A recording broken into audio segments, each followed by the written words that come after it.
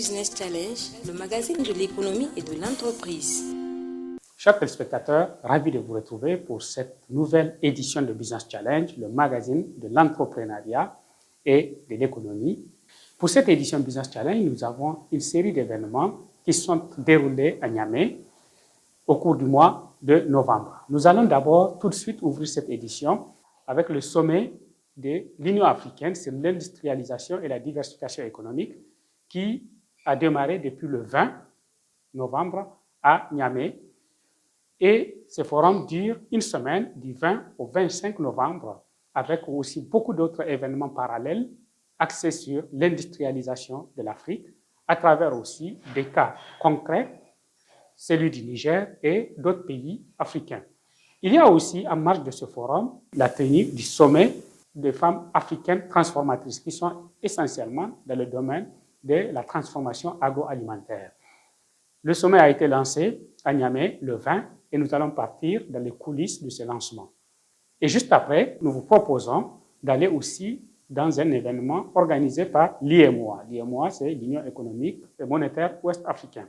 L'IMOA a tenu peu avant le sommet de l'UA sa revue annuelle des programmes et projets au Niger. Nous allons aussi aller voir les coulisses de cette revue et qu'est-ce qui en est ressorti. Et puis juste après, nous vous proposons un grand plateau consacré aux actions de la Banque mondiale dans le cadre de sa coopération avec le Niger. Nous allons voir ce que la Banque mondiale est en train de réaliser dans différents domaines en partenariat avec le Niger pour soutenir la démarche d'investissement et de création de richesses dans notre pays. Et pour ce faire, nous avons eu le grand plaisir de nous entretenir avec le vice-président Afrique de l'Ouest et du Centre de la Banque mondiale, M. Ousmane Diagana, qui, pour la deuxième fois entre 2021 et maintenant, a séjourné au Niger et a conduit une mission de grande envergure où il a rencontré différentes autorités publiques et privées de notre pays pour échanger sur le portefeuille de la Banque mondiale et sur les actions futures à mener dans le cadre de ce partenariat entre la Banque mondiale et le Niger. Vous allez avoir les détails dans le grand angle de cette édition.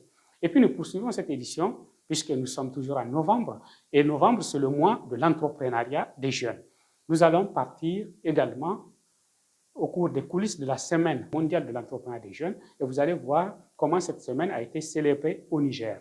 Nous allons partir pour un autre événement important pour clôturer cette édition. Il s'agit d'une journée porte ouverte organisée par l'Institut de recherche en sciences humaines au Niger qui a convié différents types de publics pour faire découvrir son patrimoine, le trésor de l'histoire et de l'archéologie du Niger. Mais Business Challenge s'est intéressé aussi à un point important de cette initiative de l'IRCH, c'est une conférence entre les chercheurs et un public bien intéressé sur la question du financement de la recherche au Niger. Soyez confortables dans vos sièges pour 52 minutes d'informations sur l'économie, l'industrie, l'entrepreneuriat, mais aussi au cœur des grands événements qui se déroulent à Niamey actuellement. Merci et à tout de suite.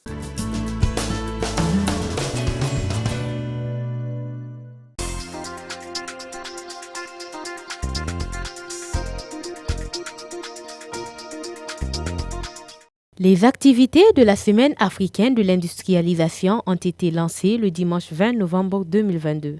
Placées sous le thème « Industrialiser l'Afrique, renouveler les engagements en faveur d'une industrialisation et d'une diversification économique inclusive et durable ». La Semaine africaine d'industrialisation, qui se déroule du 20 au 25 novembre 2022, est organisée à travers une soixantaine d'événements parallèles liés à la question de l'industrialisation du continent africain.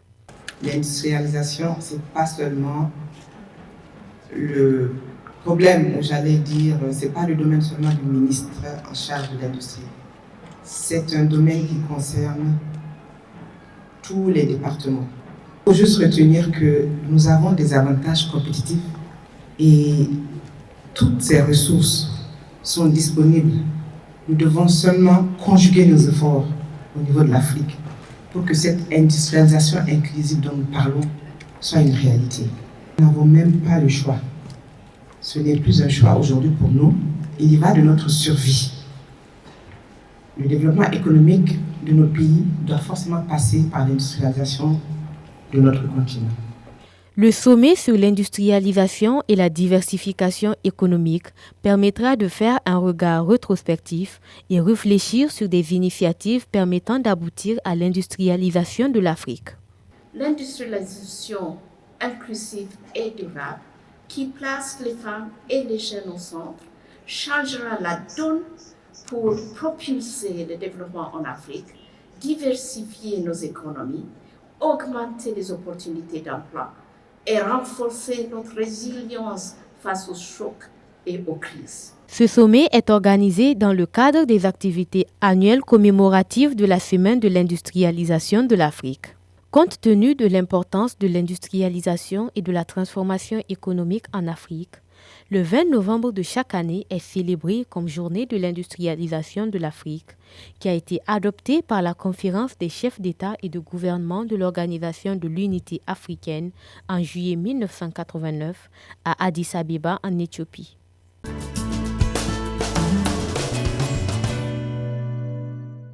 Lundi 7 novembre 2022 s'est tenu à Niamey le lancement officiel des travaux de la phase technique de la 8e revue annuelle des réformes politiques, programmes et projets communautaires de l'Union économique et monétaire ouest-africaine UEMOA au Niger. Organisée par la commission UEMOA Niger, cette cérémonie a été présidée par le secrétaire général adjoint du ministère des Finances, M. Abdoulaye Issoufou, représentant le ministre des Finances. La cérémonie a également enregistré la participation des cadres des administrations publiques, des représentants des organes de la sous-région, des membres des différentes commissions et bien d'autres. L'objectif de ces travaux annuels est d'apprécier la mise en œuvre des programmes et projets communautaires au Niger à travers une méthodologie d'évaluation et des indicateurs prédéfinis. Est-il important de relever que les 7 précédentes éditions de la revue ont suscité un engouement et une forte adhésion des États membres. Elles ont permis de dynamiser le dispositif national de suivi de la mise en œuvre des textes communautaires, tant sur le plan de leur transposition que de leur application effective.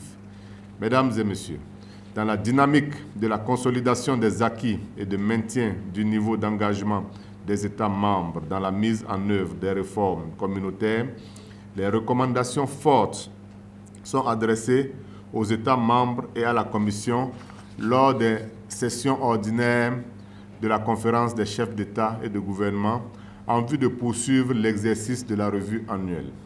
Instituée par l'acte additionnel de la conférence des chefs d'État et de gouvernement le 24 octobre 2013, la revue annuelle de l'UEMOA permet aux participants d'évaluer l'état de la mise en œuvre des textes réglementaires, des programmes et projets communautaires au plan national. Comme vous le savez, la revue annuelle vise à imprimer un coup d'accélérateur au rythme d'internationalisation des réformes, des politiques, des programmes et des projets de l'UEMOA. Aussi, au-delà de cette visée, la finalité recherchée est de parvenir à approfondir l'intégration régionale dans tous les domaines. Partant de cette finalité recherchée, les objectifs spécifiques visés à travers l'exercice de la revue annuelle sont les suivants. Améliorer le niveau et la qualité de la mise en œuvre des réformes, des politiques et des programmes et des projets communautaires, favoriser la transposition des directives dans les délais impartis, renforcer le niveau de concertation nationale avec la commission de l'UEMOA dans le cadre des interventions régionales à internaliser, identifier les difficultés et les écueils qui pèsent sur la bonne exécution des chantiers communautaires. Durant 3 jours de travaux, les participants ont évalué plus d'une centaine de textes réglementaires et l'état de la mise en œuvre de 6 projets et programmes communautaires. Ces réformes portent généralement sur la gouvernance économique et la convergence, le marché commun et encore il y a les réformes sectorielles. Donc si je prends les réformes sectorielles par exemple, il y a le développement humain et social. Et dans ce lot, on retrouve vraiment des réformes qui sont liées à la libre circulation des personnes et des biens. Il y a également le droit d'établissement des professionnels dans les États membres de l'UEMOA. Et puis prendre quelque chose également qui est, en ce qui concerne le système LMD, licence master doctorat, et les textes qui sont relatifs maintenant à l'égalité des conditions de traitement en ce qui concerne les inscriptions des étudiants qui sont membres de l'espace communautaire. Que lorsqu'un étudiant d'un autre pays souhaite s'inscrire donc, dans un institut public du Niger, puisse s'inscrire dans les mêmes conditions qu'un étudiant communautaire donc, qui vient au Niger pour s'inscrire, par exemple, à l'université Abdou Moumouni. Donc le traitement soit égal avec vraiment les étudiants nigériens. À la fin des travaux, les participants ont préparé un mémorandum validé et signé qui sera présenté aux autorités nigériennes au cours de la phase politique de la 8e édition de la revue annuelle UEMOA Niger qui sera organisée prochainement. Notons que la revue annuelle de l'UEMOA se déroule dans tous les États membres. Elle intervient pour favoriser l'accélération de l'application des réformes politiques, programmes et projets communautaires et renforcer l'intégration économique dans l'espace communautaire.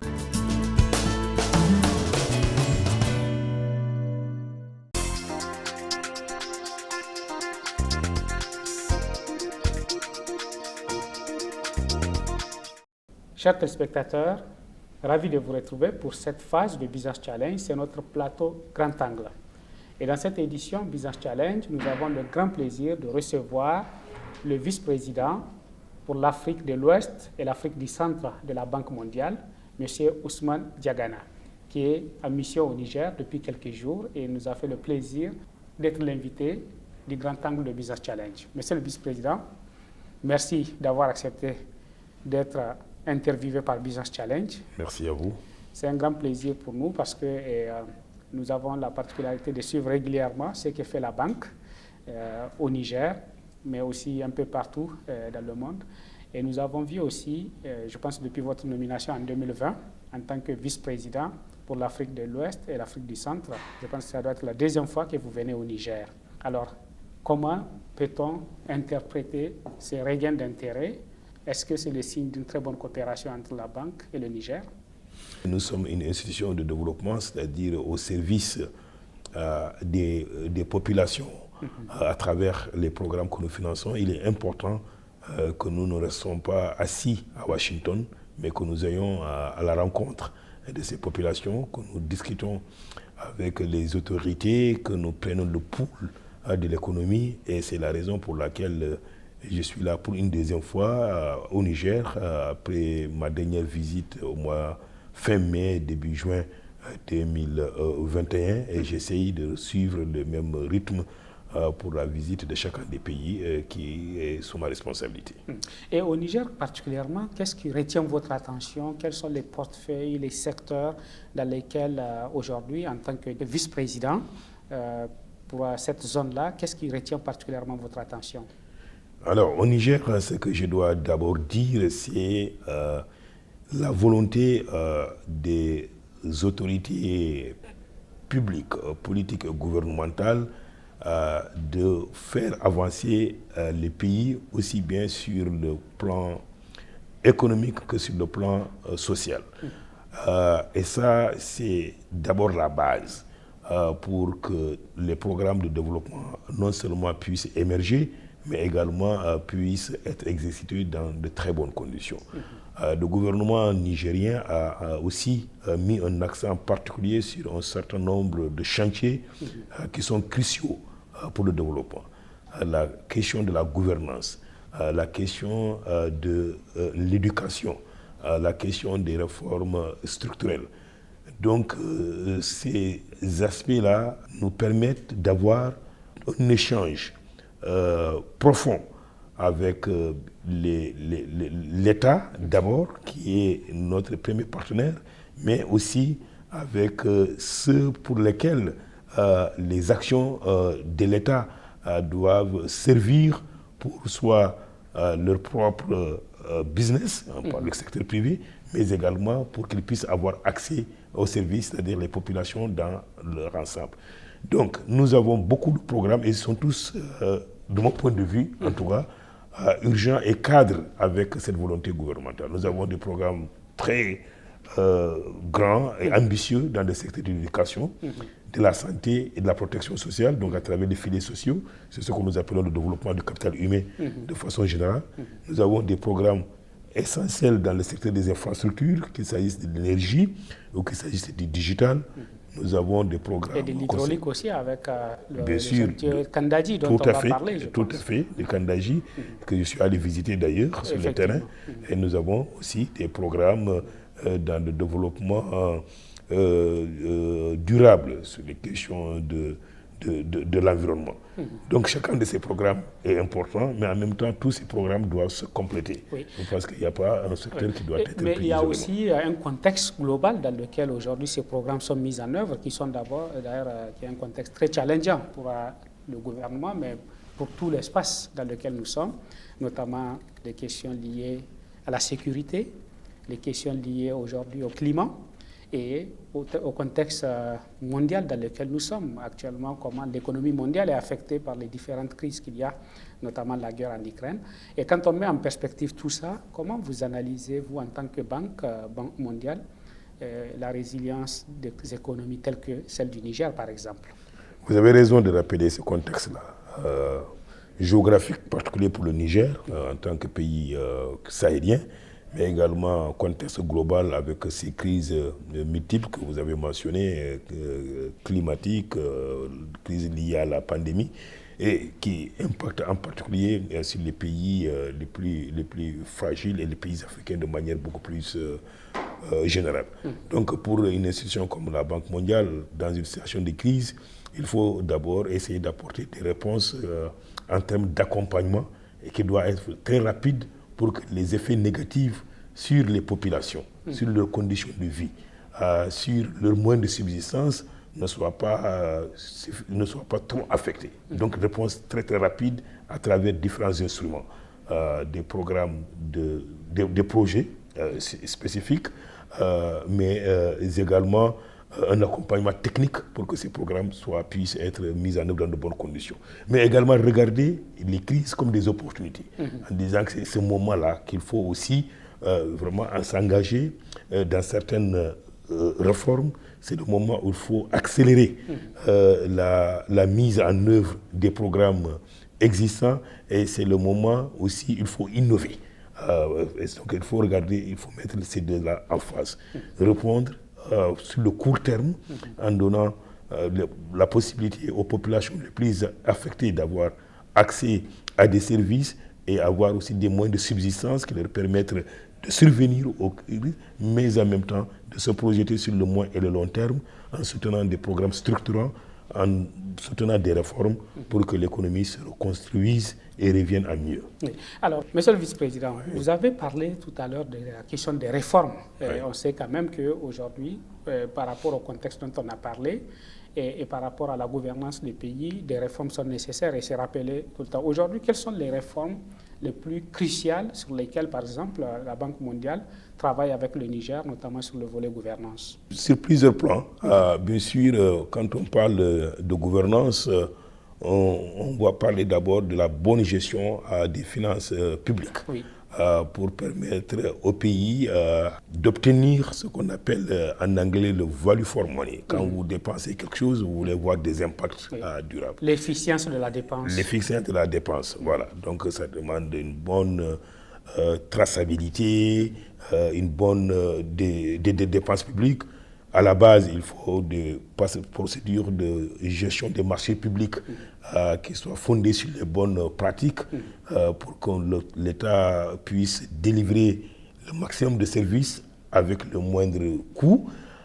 Ça demande aussi des réformes qui permettent à l'État de pouvoir mobiliser le maximum de ressources sur le plan interne, de façon à être plus indépendante vis-à-vis et des institutions comme les nôtres, mais également vis-à-vis d'autres pays et d'autres partenaires. Et le Niger prend ces choses-là de façon très sérieuse et y travaille. Notre rôle, c'est de les accompagner et de les aider à avoir accès, si vous voulez, aux connaissances que nous obtenons d'autres pays qui ont bien réussi dans ce domaine. Donc les réformes, c'est ça, il s'agit de ça aussi. Apprendre à faire du benchmarking. Voilà, du benchmarking, du knowledge transfer, d'autres types de coopération. Et puis, des réformes aussi qui permettent à l'État de bénéficier du levier de transformation fondamentale qui est le digital.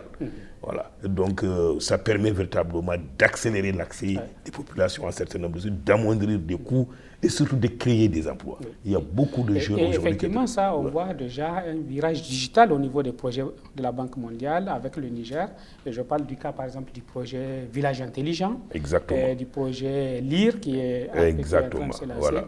Et donc, le digital, je pense que finalement, pour vous, ça va être un axe transversal. C'est un axe transversal. Nous ne l'approchons pas comme un secteur. Nous l'approchons comme un levier de transformation et de développement. L'éducation, aujourd'hui, pour créer les conditions d'un accès universel et puis améliorer la qualité, ne peut pas se passer du digital.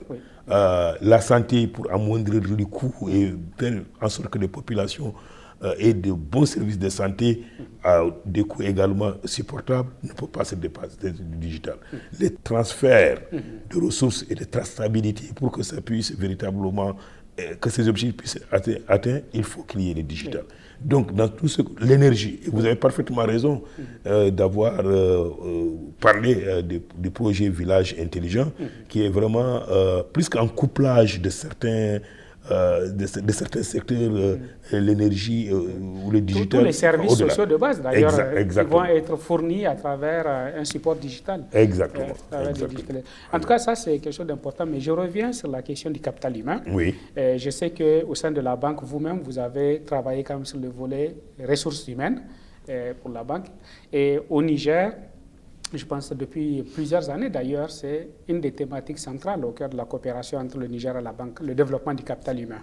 Quel regard, vous, aujourd'hui, en tant que vice-président, vous portez sur cette question fondamentale, surtout pour un pays comme le Niger, constitué essentiellement de jeunes? Je me réjouis d'avoir à travailler avec un pays qui a considéré cela comme sa priorité absolue.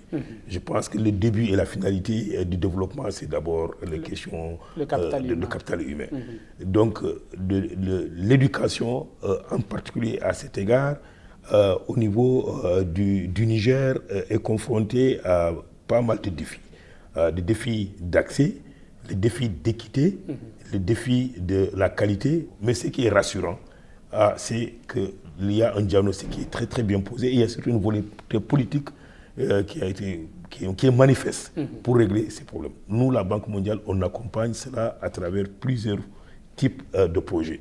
Quand on parle du projet LIR, par exemple, dont l'objectif est de renforcer la qualité de l'éducation, je pense qu'on créera les conditions pour que les jeunes Nigériens qui entrent dans le système éducatif aujourd'hui sortent demain avec le complétement de nouveaux types de compétences. Lorsqu'on parle de la nécessité d'approcher l'éducation de manière holistique, c'est-à-dire qu'en plus de l'enseignement de base, qu'on parle de l'enseignement technique et professionnel, qu'on n'oublie pas le secondaire et l'apprentissage des métiers, et évidemment, on préparera les jeunes Nigériens à mieux avoir aussi ces compétences-là pour pouvoir être employés ou s'auto-employés.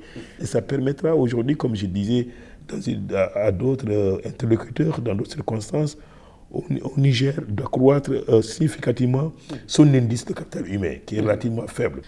Alors, aujourd'hui, je pense que le doing business, il y a eu un arrêt, je ne sais pas où est-ce qu'il en est, mais par rapport au secteur privé, qu'est-ce que la Banque mondiale pourra continuer à faire pour aider les pays à mieux structurer et à mieux accompagner les entreprises et les industries qui se développent dans les pays?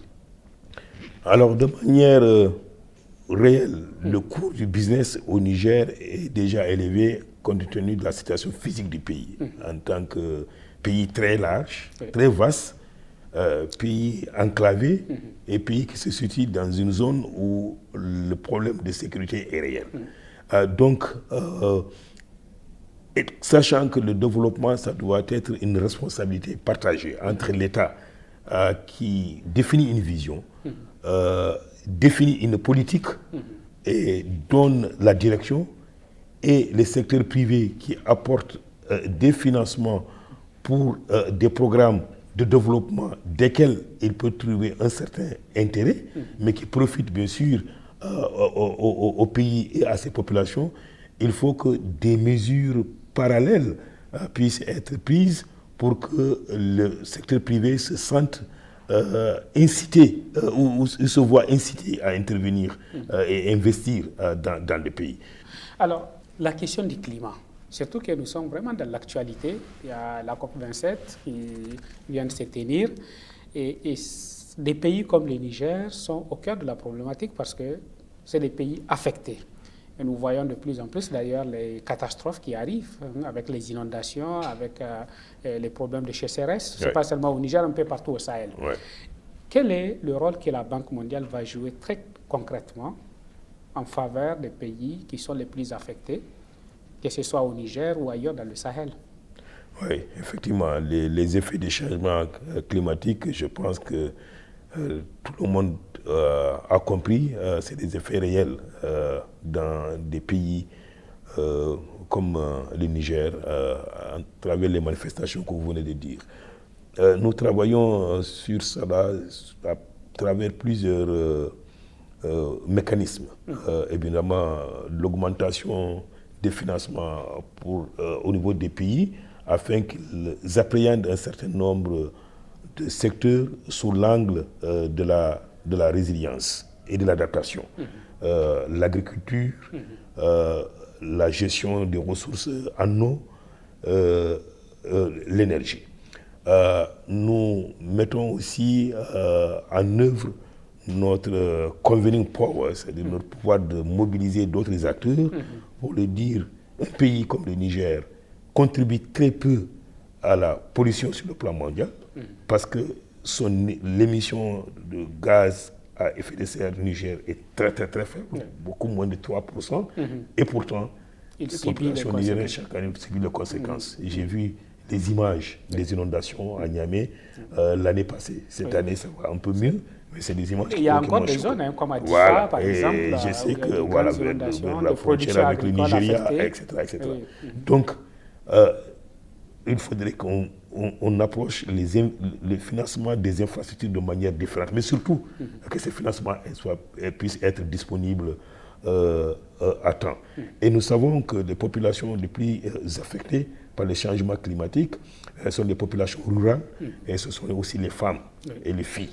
Donc le développement des zones rurales, le ciblage de ces populations plus vulnérables à travers des mécanismes d'accompagnement divers, qu'il s'agisse de filets sociaux, etc., sont également une priorité dans les interventions qui doivent être bien sûr soutenues par tout le monde, mais en particulier par la Banque mondiale, et c'est à cela que nous nous attelons.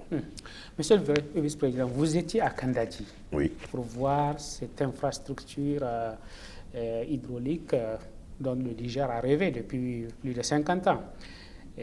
Alors, la Banque mondiale, je pense, est maintenant partie prenante du financement et peut-être même sur les volets techniques. Je voulais savoir, déjà en ayant ce Kandadi, ce que vous avez vu, quelle impression ça vous a donné et comment vous voyez l'avènement et la concrétisation de ce projet? Nous sommes peut-être le bailleur de fonds premier de Kandadi depuis sa conception jusqu'à aujourd'hui, parce qu'on a accompagné dès le début le gouvernement dans toutes les études techniques.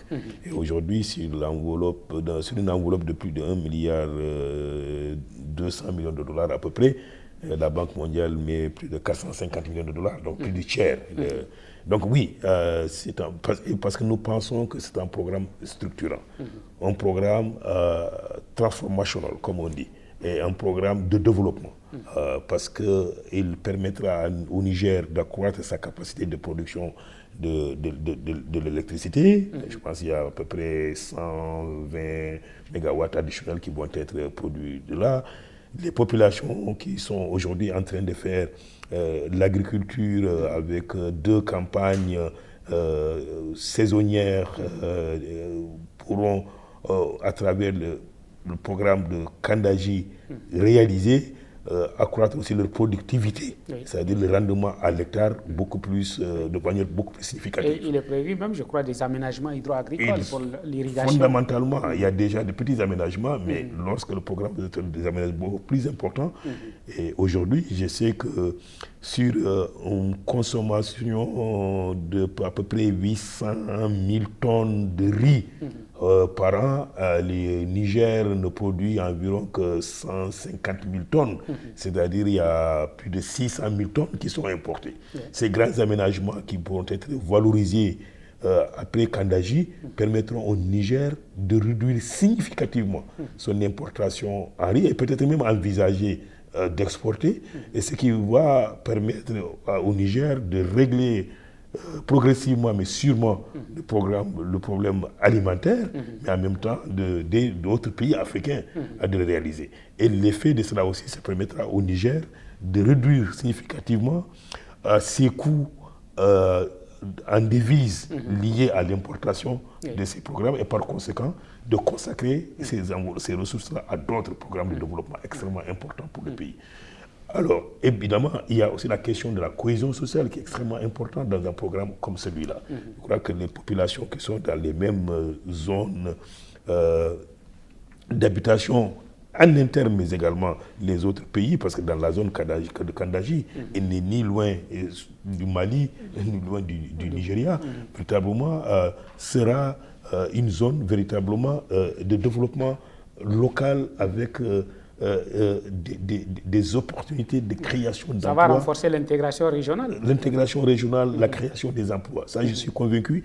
Et ce que j'ai vu cette fois-ci, il y a 18 mois, j'étais là-bas, mais cette fois-ci, j'ai vu vraiment des réalisations concrètes et qui me confortent dans mon analyse avant de venir à Washington en disant si d'ici 2025, ce programme, parce que c'était ça dans notre planning, se réalise, je pense qu'on doit tous frotter les mains parce que ça permettra... Et il pourra se réaliser d'ici 2025. Je pense que on ne peut pas savoir véritablement ce qui peut arriver dans la vie, parce que personne n'avait anticipé la Covid.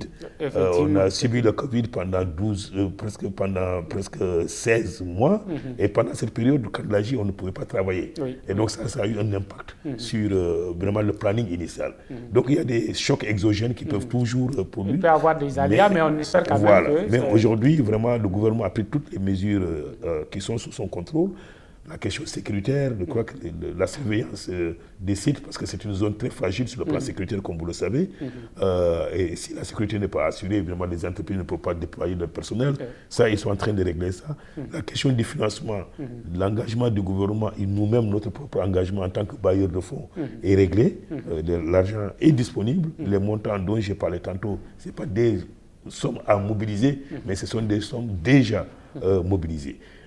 L'ABK a acquis une compétence réelle, peut toujours être renforcée, bien sûr. Et ça, cette expertise permet véritablement à l'agence de mieux superviser les travaux et si vous voulez, donner les signaux d'alerte quand il y a des problèmes pour que les solutions puissent être réalisées. Et je pense aussi que les entreprises sur place sont en train de faire du bon travail. Alors, Monsieur le Vice-président, nous allons finir notre entretien avec cette dernière question sur notamment les perspectives que vous voyez pour la coopération entre la Banque mondiale et le Niger. Alors, j'ai cru lire dans le portefeuille des 22 pays que vous gérez que vous avez un budget de l'ordre de 38 milliards de dollars. C'est plus que ça aujourd'hui. Quand j'ai commencé, c'était 38 milliards. On est aujourd'hui presque à 46 milliards. À 46 milliards. Et le Niger, je pense qu'il y a quelques temps, quand on en parlait, je pense que c'était 2,5 milliards dont on parlait. Le Niger, il y a 4,5 milliards de dollars. Aujourd'hui. Aujourd'hui. Alors, bientôt, il y aura d'ailleurs la table ronde pour le plan de développement économique et social du Niger. Et le dernier plan de développement économique pour lequel il y a eu la table ronde en 2017 à Paris. Et moi, j'y étais et j'ai vu l'engagement de la Banque mondiale, comment la Banque s'est mobilisée, d'ailleurs de l'organisation même de la table ronde, mais aussi de la mobilisation des autres bailleurs de fonds. Est-ce que la Banque mondiale va jouer le même rôle pour ces nouveaux plans de développement économique et social? Est-ce que la Banque mondiale est au cœur de l'actualité aujourd'hui pour aller à Paris pour la table ronde? Bon, ça c'est une question parenthèse, mais au-delà de ça, quelles sont les perspectives que vous voyez? Non, la banque est en train de jouer les mêmes rôles, sinon plus que ce qu'il a joué, le rôle qu'il a eu à jouer en 2017. Au moment où je parle, notre représentant résident et toute l'équipe qui m'accompagne sont assis au ministère du Plan pour les aider à mettre la dernière touche sur un certain nombre de choses. Nous allons être présents à Washington au niveau le plus élevé que possible de notre institution. Et notre institution sera représentée dans sa diversité. Vous savez, la Banque mondiale est en groupe. Il y a la banque, il y a AFC, il y a MIGA, etc. Tout le monde sera présent. Nous allons faire des annonces de financement. Nous ne pourrons pas faire moins que 2017 pour des raisons évidentes. Il y a les effets de la crise dont on a parlé. Il y a la clarté de la vision des autorités du Niger. Il y a la pertinence du plan de développement économique et social qui j'ai eu la primeur pendant ma mission de l'information en termes de contenu de ce document. Et puis il y a tout ce que le Niger représente aussi comme espoir, parce qu'il faut que nous ayons de l'espoir pour continuer à avancer dans notre sous-région. Il y a des pays qui sont dans des situations de crise extrêmement aiguës, mais à travers le Niger, on démontre aussi que la résilience est possible quand on s'engage à faire des choses de manière efficace, de manière rationnelle. Et donc, oui, et comme j'ai l'habitude de dire, une institution dont la mission et de lutter contre la pauvreté et de créer les conditions pour une prospérité partagée. Je crois que c'est à travers sa mobilisation en faveur des pays comme le Niger que la pertinence de cette mission peut être validée. Merci beaucoup, Monsieur le Vice-président, pour cet entretien. J'espère que nos téléspectateurs ont mieux compris l'action de la Banque mondiale au Niger, mais un peu partout en Afrique, puisque le Vice-président Ousmane Diagana gère 22 pays de l'Afrique de l'Ouest et du Centre. Et c'est à peu près la même démarche, je pense, avec certaines spécificités d'un pays à un autre. Donc, chers téléspectateurs, vous pouvez continuer à rester à notre compagnie dans cette édition Business Challenge pour la suite. Merci beaucoup et à tout à l'heure.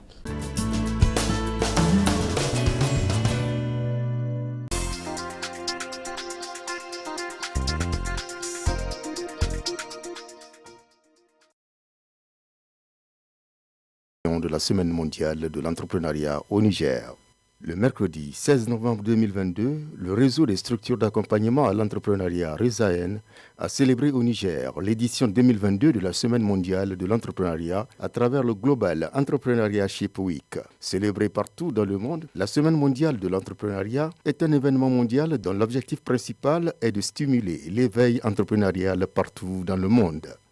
Au Niger, plusieurs personnalités, notamment la ministre de l'Entrepreneuriat et de l'Industrie, le président du RESAEN, des chefs d'entreprise nigériennes et de nombreux autres invités ont marqué de leur présence le lancement des activités de cette semaine mondiale. Particulièrement pour nous, RESAEN, il s'agit de continuer à œuvrer inlassablement pour bâtir des structures économiques solides, capables de hisser l'économie du Niger au seuil des économies les plus dynamiques du continent africain à l'aube de la ZLECAf, mais également de jouer pleinement notre rôle en synergie avec les ONG, projets de développement et tous les partenaires techniques et financiers afin que nos actions individuelles et collectives aient une incidence significative sur l'entrepreneuriat des jeunes au Niger, tant sur le plan du renforcement des capacités que celui de financement. La SME réunit les acteurs étatiques, le secteur privé et les partenaires techniques et financiers et les invite à s'investir et à converger leurs visions pour la mise en place d'un cadre propice à l'entrepreneuriat à travers des instruments juridiques, institutionnels et fonctionnels. Dans sa prise de parole, la ministre de l'Entrepreneuriat et de l'Industrie a exhorté les structures d'accompagnement des entreprises à persévérer et continuer à conjuguer leurs efforts pour accompagner les entreprises dans leurs différentes missions. Le maillage territorial des acteurs nigériens d'accompagnement entrepreneurial présente des disparités selon le milieu au moment où nous souhaitons voir leurs prestations se développer au plus près des populations, notamment rurales, dont le seuil de vulnérabilité est bien préoccupant. Je voudrais donc à ce niveau vous demander de soutenir dans la qualité et par souci de pérennité les accompagnateurs opérationnels du développement de l'entrepreneuriat afin de voir émerger sur le terrain des startups dans nos communes rurales et urbaines et des chaînes de valeur porteuses. Je vous demande surtout de fournir les efforts supplémentaires pour créer et renforcer la synergie d'action de tous les acteurs de l'écosystème entrepreneurial, parmi lesquels je note les actions salutaires du réseau des structures d'accompagnement de l'entrepreneuriat au Niger, le RESAEN. La Semaine mondiale de l'entrepreneuriat, qui est célébrée à travers le monde entier, ne saura laisser le Niger et les acteurs de l'écosystème entrepreneurial en marge de cette commémoration. C'est le cas du RESAEN, qui célèbre depuis 2019 la SME au Niger. En marge des activités commémoratives de la Semaine mondiale de l'entrepreneuriat, célébrée au Niger par les structures d'accompagnement à l'entrepreneuriat regroupées au sein du RESAEN, le centre incubateur de l'Université Abdou Moumouni de Niamey, CIUAM, a organisé le 18 novembre 2022 une journée porte ouverte dont l'objectif est de permettre au public universitaire et non universitaire de découvrir les différents services qu'offre le CIUAM. L'analyse de la pertinence des offres de formation à l'UAM a permis d'engager des réflexions sur la problématique de l'insertion de ces diplômés, ce qui a eu comme conséquence l'ouverture progressive de l'Université Abdou Moumouni de Niamey au secteur productif et à l'adaptation de ces offres de formation aux besoins réels exprimés par les acteurs du développement. L'Université Abdou Moumouni s'est donc repositionnée en privilégiant des filières de formation professionnelle porteuse d'emploi et en choisissant de faire de l'insertion de ces diplômés un levier.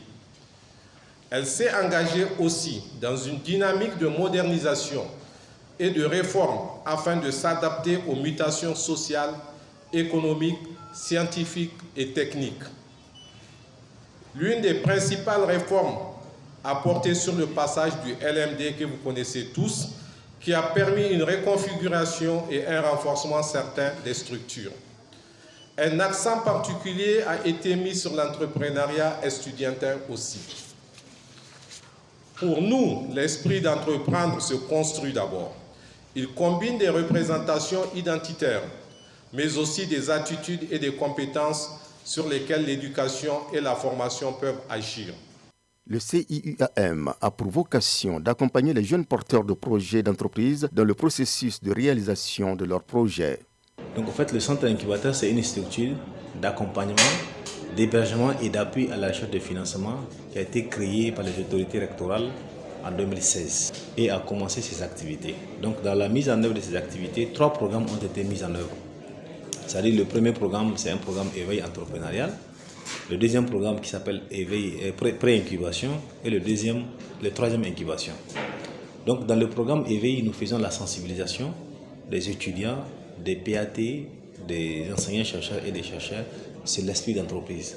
Donc le deuxième programme, c'est un programme qu'on appelle pré-incubation. Donc c'est un programme qu'on intègre à travers un appel à candidature pour les porteurs de projets. C'est un programme de 6 mois à travers lequel plusieurs formations sont données pour structurer et mieux, harmoniser l'idée de projet. Parce que dans ce programme, on fait des formations sur le type de marché, le marketing, le plan. Il y a beaucoup de formations en tout cas qui sont données. Donc c'est un programme de 6 mois. À la fin de ces 6 mois, normalement l'incubé, le pré-incubé doit créer son entreprise formellement, c'est-à-dire avec un NIF, un registre de commerce. Donc ça veut dire que là, nous quittons le projet vers l'entreprise. Donc après ces 6 mois, après une évaluation, le pré-incubé passe à l'incubation. Donc dans l'incubation, là ce n'est plus un projet, mais c'est une entreprise.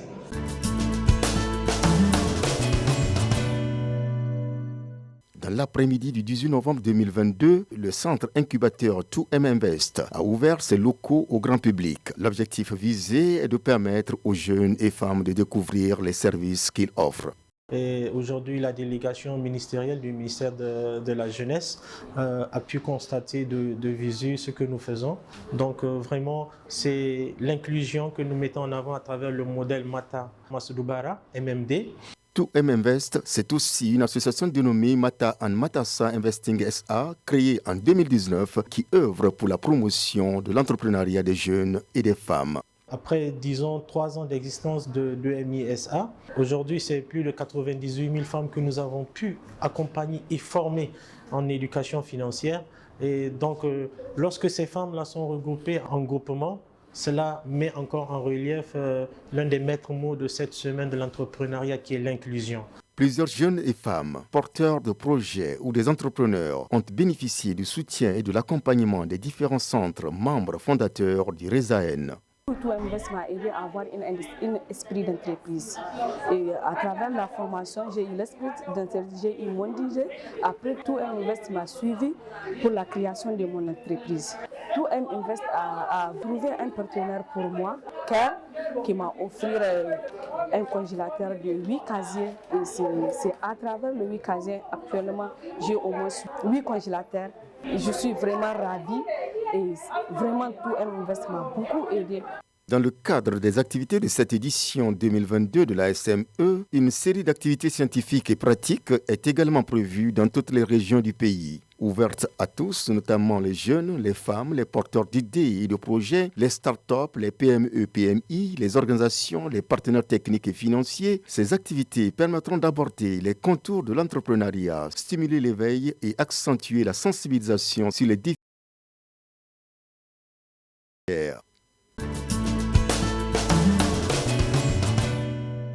Le mercredi 9 novembre 2022, l'Institut de recherche en sciences humaines IRCH de l'Université Abdou-Moumouni de Niamey a organisé une journée porte ouverte. L'objectif visé à travers cette occasion au public universitaire et non universitaire de découvrir le patrimoine dont regorge l'IRCH.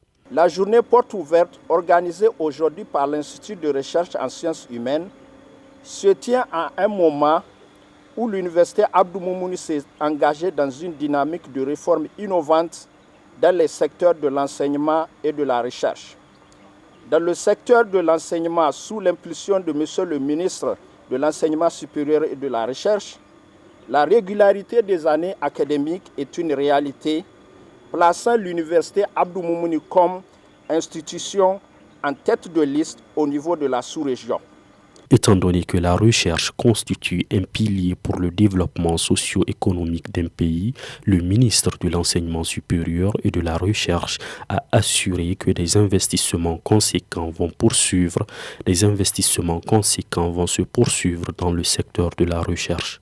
De sa création en 1944 sous l'appellation d'IFAN, Institut français d'Afrique noire, à son intégration à l'Université Abdou-Moumouni en 1974, en passant par sa dénomination de Centre nigérien de recherche en sciences humaines, l'ICHDIJ a accumulé un capital d'expérience et de production scientifique pour mission d'appuyer le développement économique et social par le financement de nouveaux programmes ou projets de recherche fondamentaux ou appliqués, par l'accompagnement des innovations technologiques impliquant des laboratoires et des équipes de recherche, ainsi que la promotion et le financement des capacités scientifiques.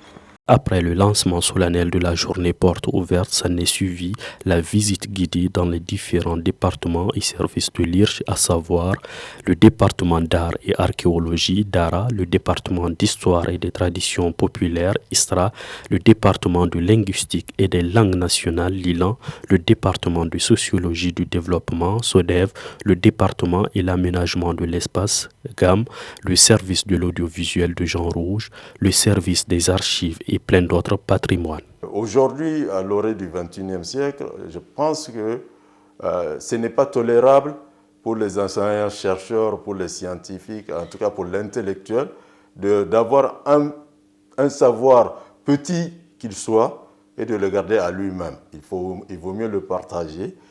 Au Niger, nous avons cette particularité-là, d'être archéologue d'abord, mais d'avoir un pays qui est extrêmement riche aussi en ossements de dinosaures, notamment le domaine de la paléontologie. droit des pouvoirs publics, etc., est très simple.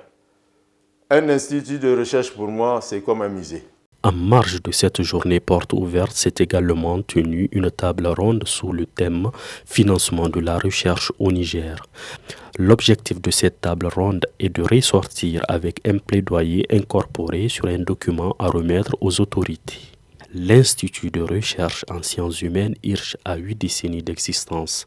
Ses missions sont entre autres d'effectuer des travaux de recherche en sciences humaines, plus particulièrement au Niger et en Afrique, contribuer à la formation des chercheurs en sciences humaines, participer à l'effort national de sauvegarde et de valorisation du patrimoine naturel et culturel.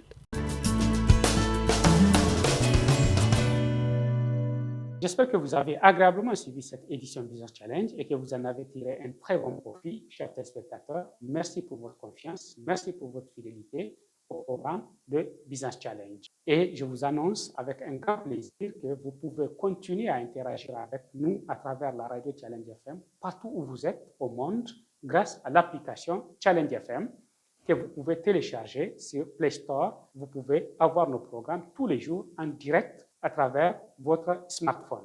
Vous pouvez continuer aussi à interagir avec nous, comme vous le savez, à travers notre page Facebook, la page YouTube de Business Challenge ou à travers le fil Twitter de l'entreprise qui produit Business Challenge, Impactcom Media.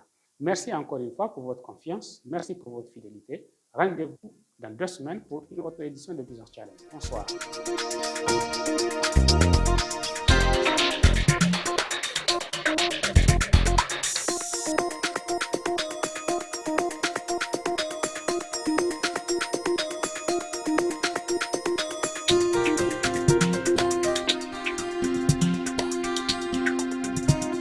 Business Challenge, le magazine de l'économie et de l'entreprise.